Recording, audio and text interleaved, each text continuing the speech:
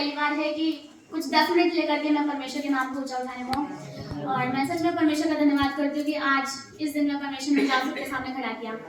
तो मैं ये जानती हूँ कि जैसा है ना, पास्टर जी ने भी प्रचार किया, सबने आज के इस दिन में सबने अपनी आशीषों को मांगा कि प्रभु अगले मतलब जो 2022 है उसमें तू मेरे साथ ऐसा करना, तू मेरे साथ ऐसा करना। लेकिन आज मैं आपसे ये पूछना चाहती हूँ कि आपने परमेश्वर से क्या वायदा किया कि प्रभु हम आपके लिए करेंगे। तो हम एक वचन निकालेंगे, फिलिपियो उसका 3रा अध्याय 12, 13 और 14 आयत हम उसकी पढ़ेंगे।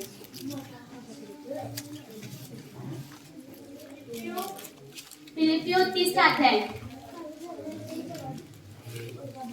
उसकी 12, 13 और 14 आयत हम पढ़ेंगे। मैं पढ़ती हूँ। यह मतलब नहीं कि मैं पा चुका हूँ या सिद्ध हो चुका हूँ, पर उस पदार्थ को पकड़ने के लिए दौड़ा चला जाता हूँ जिसके लिए मसीह यीशु ने मुझे पकड़ा था। हे भाइयों, मेरी भावना यह नहीं कि मैं पकड़ चुका हूँ, परंतु केवल यह एक काम करता हूँ कि जो बातें पीछे रह गई हैं उनको भूलकर आगे की बातों की ओर बढ़ता हुआ निशाने की ओर दौड़ा चला जाता हूँ, ताकि वह इनाम पाऊँ जिसके लिए परमेश्वर ने मुझे मसीह यीशु में ऊपर बुलाया है। आमीन। तो मैं प्रभु का धन्यवाद करना चाहती हूँ। और सच में ये जो वचन है ना, मेरी इससे भी एक बहुत बड़ी गवाही है कि जब हम लोग 31 दिसंबर को हम लोग जब प्रार्थना में बैठे थे, तो हर बार पापा ऐसा करते हैं कि सब लोग खड़े होंगे कि 2021 में परमेश्वर ने आपके जीवन से क्या बात करी और आप क्या करना चाहते हैं, ऐसे करके हम लोग गवाही देते हैं हर बार, मतलब रात के काल में जब हम इकट्ठे होते हैं। और मैं ये सोची थी कि परमेश्वर इस बार मैं क्या वचन से बोलूंगी, क्या वचन से नहीं बोलूंगी। तभी पापा ने मेरे को बोला कि तुम्हें ना आज 5 मिनट लेनी है और तुम फिलिपियो 3रा अध्याय उसकी 12, 13 और 14 आयत से बोलना। और मैं प्रभु का सच में धन्यवाद करना चाहती हूँ कि जो पिछले महीने से मैं वचन सीख रही थी, हमने विजन स्कूल किया और उसके द्वारा हम सीख रहे थे कि हमें परमेश्वर के उस दर्शन को पूरा करना है। इस वचन में भी लिखा है कि हे भाइयों, मेरी भावना यह नहीं कि मैं पकड़ चुका हूँ, परंतु केवल यह एक काम करता हूँ कि जो बातें पीछे रह गई उनको भूल करके। तब 2021 में आप सभी से मेरा निवेदन है कि 2021 में कुछ भी हमारे साथ में हुआ, जो बातें पुरानी थी, अब हमें ऐसा करना है कि हम उनको भूल करके और 2022 में परमेश्वर जरूर हमारे जीवन में नया काम करने जा रहा है, तो हम उन बातों की ओर आगे बढ़ते जाए। और इसमें लिखा है कि निशाने की ओर दौड़ता चला जाता हूँ। अब जैसे आप लोग बचा ले गए, तो आप लोगों का क्या काम है? आप लोगों का ये काम है कि जो लोग नहीं बचाए गए हैं, आपका निशाना वो लोग हैं, आपके घर वाले हैं, आपके परिवार है, आपके दोस्त लोग हैं, आपके जो रिलेटिव्स हैं, रिश्तेदार हैं और आपके साथ में काम करने वाले, तो वो लोग आपका निशाना है। तो मैं चाहती हूँ कि आप आज परमेश्वर से ये वाचा बांधे कि हे परमेश्वर, जो मेरे दोस्त लोग हैं, जो मेरे जितने भी प्राण हैं, उन सबको जो मेरा निशाना है उनको मैं प्राप्त करने पाऊँ। आप अपना लक्ष्य उन्हें बना लीजिए, और जब आप अपना लक्ष्य बना लेंगे तो इसमें परमेश्वर ने अपने वायदा किया है कि तुम जब अपने निशाने की ओर दौड़े चले जाओगे तो वह इनाम पाओगे, इसके लिए परमेश्वर ने मसीह यीशु में मुझे ऊपर बुलाया। मैं प्रभु का धन्यवाद करती हूँ और मैं सच में ये कहती हूँ कि परमेश्वर ने सच में मुझे उस इनाम को प्राप्त करने के लिए बुलाया। आमीन। आमीन। तो थोड़ा मेरे लिए डिफिकल्ट हो रहा है आप लोगों को समझाना, लेकिन हाँ, मेरा पहली बार है, लेकिन मैं परमेश्वर का धन्यवाद करती हूँ, परमेश्वर ने मुझे खड़ा किया और सच में हमें परमेश्वर में वो इनाम प्राप्त करना है। अब जैसे बाइबल में हम लोग बहुत सी गवाहियों को देख सकते हैं। सबसे पहले अब्राहम के जीवन को हम देखेंगे। जैसे अब्राहम को भी परमेश्वर ने कहा कि तू अपने देश को, अपने कुटुंब को छोड़कर उस जगह में चला जा जो मैं तुझे दिखाऊंगा। तो मैं आप सभी से ये पूछना चाहती हूँ कि परमेश्वर ने क्या जो परमेश्वर ने उससे कहा उसने अब्राहम ने किया या नहीं किया ना? उसने अपने घर वालों को छोड़ दिया, अपने परिवार को छोड़ दिया, किसके लिए? केवल परमेश्वर के लिए, है ना? तो परमेश्वर ने उसके जीवन में काम किया या नहीं? उसे मूल पिता ठहराया या नहीं? ठहराया ना? उसके लिए बहुत सारी आशीषों को परमेश्वर ने रख दिया। आमीन। और इसी प्रकार हम देख सकते हैं परमेश्वर ने मूसा को कहा कि तू मेरे लिए मेरी प्रजा को छुड़ाने वाला बनेगा, और मूसा ने भी परमेश्वर की आज्ञा को माना। तो अभी परमेश्वर ने हमसे इस वचन से क्या बात करी है? परमेश्वर ने जरूर हमसे इस वचन से कहा है कि तुम्हें उस निशाने को तरफ दौड़ना है। आमीन। हमारी एक दौड़ है, हम मसीह लोग हैं, अब हम संसार के नहीं है, तो अब हमारी दौड़ क्या है कि हम उन लोगों को बचाएं जो लोग अभी नहीं बच पाए हैं, क्योंकि वो भी हमारे भाई बहन है। आमीन। मैं एक और वचन पढ़ना चाहूंगी, भजन संगीता उसका 110 और उसकी 3री आयत हम निकालेंगे। कोई भी एक जन ऊंची आवाज में पढ़े। भजन संगीता 110 उसकी 3री आयत।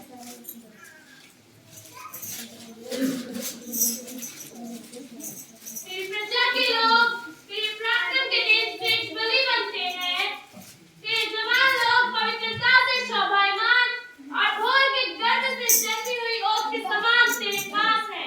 आमीन। आमीन। यहाँ पे लिखा है, परमेश्वर ने खास करके इन दिनों में भी अपने जवानों से बात करी है कि तेरे जवान लोग पवित्रता से शोभायमान और भोर के गर्भ से जन्मे हुए ओस के समान होते हैं।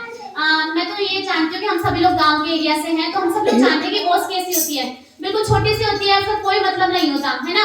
लेकिन जब वो आती है तो अपने आसपास की सारी चीजों को भी आगे चल जाती है ना, ऐसा ही होता है ना, बिल्कुल छोटी सी होती है लेकिन उसका काम कितना बड़ा हो जाता है। इसी प्रकार से हम जो लोग हैं, हम परमेश्वर में जवान है या नहीं, चाहे कोई कितना ही बुरा हो जाए, कितना ही वृद्ध क्यों ना हो जाए, लेकिन हम सब परमेश्वर में जवान है। तो इसलिए हमें हमारा उस काम, उस जवानों की उस दौड़ को पूरा करना है और उस इनाम को पाना है। आमीन। एक और वचन निकालेंगे, यिर्मयाह 50 उसकी 90 आयत। यिर्मयाह 50। देखो, मैं उत्तर के देश से बड़ी जातियों को उखाड़ कर उनकी मंडली बेबीलोन पर चढ़ा ले आऊंगा और वे उसके विरुद्ध फांसी बांधेंगे और उसी दिशा से वह ले लिया जाएगा। उनके तीर चतुर्वीर कैसे होंगे, उनमें से कोई भी अकारात न जाएगा। आमीन। आमीन। यहाँ पे हम देख सकते हैं कि परमेश्वर ने सच में हमसे वायदा किया है। आमीन। परमेश्वर ने कहा है कि मैं उत्तर की जातियों में से, मैं आप सभी से ये पूछना चाहती हूँ कि जो हमारा भारत देश है वो किस तरफ है? ऊपर की ओर है ना, उत्तर की तरफ है। यहाँ पे सीधा सीधा लिखा है कि उत्तर के देश से बड़ी जातियों को उभार करके उनकी मंडली बेबीलोन पर चढ़ा ले आऊंगा। आमीन। मैं जैसे बाइबल में हमने पढ़ा है कि बेबीलोन एक वो जगह थी, एकमात्र वो जगह थी जहाँ से मतलब लोग पहले परमेश्वर की स्तुति कर रहे थे, लेकिन लोगों के दिमाग में क्या आया कि हम उस परमेश्वर के तुल्य, उसके बराबर तक पहुंचेंगे। उसने उन्होंने बेबीलोन की वो बिल्डिंग खड़ी करी थी, लेकिन वहीं से परमेश्वर ने उन लोगों में फूट डाल दी, उनकी भाषाओं में गड़बड़ी कर दी। तो मतलब बेबीलोन ही ऐसी जगह है जहां से पाप की शुरुआत हुई। आमीन। आमीन। तो इसलिए यहाँ पे लिखा है कि वे ना बेबीलोन के विरुद्ध, बेबीलोन के ऊपर चढ़ा ले आऊंगा। आमीन। और वो काम किसके द्वारा होगा? उत्तर की जातियों से। उत्तर की जातियों में कौन है? हम सब लोग हैं। आमीन। हम उसके समान है, जो किसके समान है? भोर से जन्मी हुई ओस के समान है। हम जरूर बेबीलोन को हराएंगे। आमीन। और मैं ये एक और वचन हम पढ़ेंगे, लूका 10 उसकी दूसरी आयत। लूका 10 उसकी दूसरी आयत। उसने उससे कहा, पक्के खेत बहुत हैं, परंतु मजदूर थोड़े हैं। इसीलिए खेत के स्वामी से विनती करो कि वह अपने खेत काटने को मजदूर भेज दे। आमीन। जैसा अभी हमने थोड़ी देर पहले पढ़ा कि परमेश्वर चाहता है कि उसके जवान है वे खड़े हो जाएं। आमीन। क्यों? क्योंकि ना हमें उस दौड़ को पूरा करना है और कौन सी जो हमारी बातें पीछे रही हमें उनको तो छोड़ना है, लेकिन अब परमेश्वर ने हमें और भी नई बातों में बढ़ते जाना है। तो इस प्रकार से परमेश्वर हमें कह रहा है, आज अपने सभी लोगों से परमेश्वर बात कर रहा है लूका 10वीं उसकी दूसरी आयत के द्वारा कि पके खेत बहुत है लेकिन मजदूर थोड़े हैं। आमीन।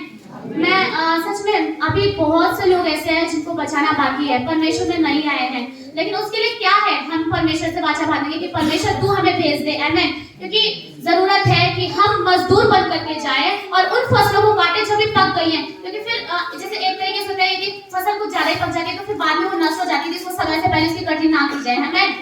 तो इसी प्रकार से अभी बहुत से लोग हैं जिनको बचाना बाकी है। तो इसलिए मैं चाहती हूँ कि आप सभी लोग परमेश्वर से आज वाचा बांधे कि सच में खुदा हम तेरे लिए जाना चाहते हैं और तेरे लिए जो तूने हमें आज्ञा दी है, जो महान आदेश तूने हमें दिया है वो हम पूरा करना चाहते हैं। इसका हम एक उदाहरण देख सकते हैं, बाइबल में भी लिखा है यूहन्ना उसकी 12 उसकी 24 आयत में कि जब एक दाना, गेहूं का दाना वो अकेला रहता है तो मतलब उसका कोई मतलब नहीं होता, लेकिन जब वो भूमि में गिर जाता है, भूमि में दब जाता है तो वह 100 गुना फल लेकर आता है। आमीन। इस प्रकार से हमारा जीवन होना चाहिए कि यदि हमने परमेश्वर के लिए अपने जीवन को दे दिया है और हम उस दौड़ को पूरा करना चाहते हैं तो जरूर हम अपने जीवन से 100 गुना फल लेकर आने वाले बने। आमीन। और जरूर यदि हम परमेश्वर का ये काम पूरा करेंगे, यदि हम परमेश्वर की साधना को पूरा कर देंगे तो प्रकाशित वाक्य 18 उसकी दूसरी आयत हम एक बार सब मिलकर पढ़ें। प्रकाशित वाक्य 18 और उसकी दूसरी आयत मैं पढ़ती हूँ। इसमें लिखा है, उसने ऊंचे शब्द से पुकार कर कहा, गिर गया, बड़ा बेबीलोन गिर गया, वह दुष्टात्माओं का निवास और हर एक अशुद्ध आत्मा का अड्डा और हर एक अशुद्ध और घृणित पक्षी का अड्डा हो गया। आमीन। परमेश्वर ने हम इस वचन के द्वारा हमारे विश्वास को दृढ़ किया है। आमीन। उसमें लिखा है कि वह बेबीलोन का अड्डा गिर गया है। आमीन। जैसा परमेश्वर ने हमसे बात की कि पके खेत बहुत है, लेकिन अब हमें जाना है और यदि हम चले गए और हमने सुसमाचार सुनाया और हम उन लोगों को परमेश्वर के राज्य में फेर करके लिए तो शैतान के हर एक काम नष्ट होने वाले हैं, शैतान गिर जाएगा, पूरी तरह से तबाह हो जाएगा। आमीन। तो इसलिए हम चाहते हैं और मतलब हम क्या परमेश्वर से वाचा बांधे कि परमेश्वर तू हमें भेज दे और हम उस दौड़ को पूरा करना पाए जो परमेश्वर ने हमारे लिए रखी है, जिसके लिए परमेश्वर ने हमें मसीह में ऊपर बुलाया। हमने पहला वचन पढ़ा था फिलिप्पियों 3 का 12, 13 और 14। उसमें लिखा है कि तुम अपनी दौड़ को पूरा करो और वो प्रतिफल पाओ। आमीन। तो हम इसी वजह से आखिरी एक और वचन पढ़ेंगे, प्रेरितों 20 का 24। 20 का 24।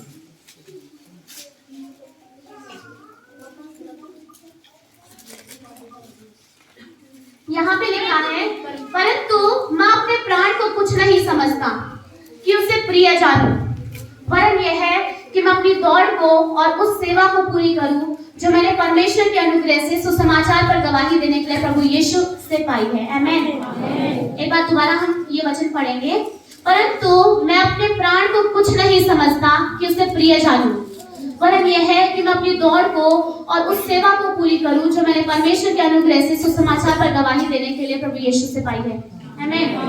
मैं प्रभु का धन्यवाद करती हूँ, सच में परमेश्वर ने इस वचन से हमसे बात करी है कि परमेश्वर ने हमें उस दौड़ को पूरा करने के लिए बुलाया। सभी लोग जानते हैं और सभी ये विश्वास कीजिए कि सही में परमेश्वर ने हमें इसलिए ये नहीं कि बस हम आ गए, हमने आराधना करी, हमने स्तुति करी, कल एक दिन के हम लोग मसीह बने और बस हम लोग घर जाके और फिर अपने कामों में व्यस्त हो गए। हमें ये नहीं करना है।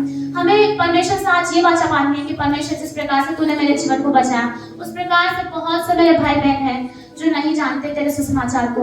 इसलिए जिस प्रकार से हम देख सकते हैं कि अब्राहम ने अपना जीवन दिया, इसहाक ने अपना जीवन दिया और परमेश्वर के यीशु मसीह के 12 चेले भी अलग अलग जगहों पर जाकर सुसमाचार सुनाए। वो चाहते तो वो भी बैठ सकते थे, लेकिन यदि वो बैठ जाते ना तो आज हम लोग यहाँ नहीं होते, क्योंकि उनमें से एक चेला था थोमा।